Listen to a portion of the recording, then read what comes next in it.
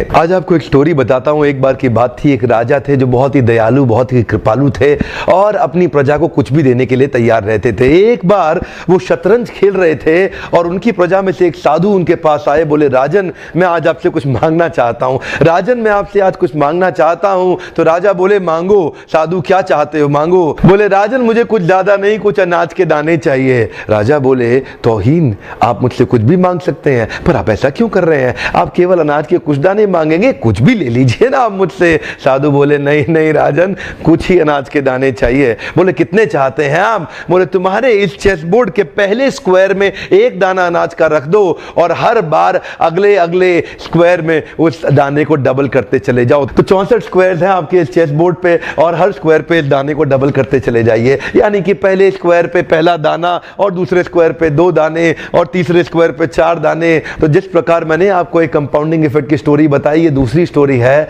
और जानते हैं, राजा ने बोला, क्यों ऐसा कर रहे हैं साधु, आप मेरे पास आए तो कुछ बड़ा मांगिए। ये थोड़े से अनाज के दाने तो आप खुद भी ले सकते थे, किसी से भी ले सकते थे। साधु बोले, राजन या तो अनाज के दाने दो या मैं चला।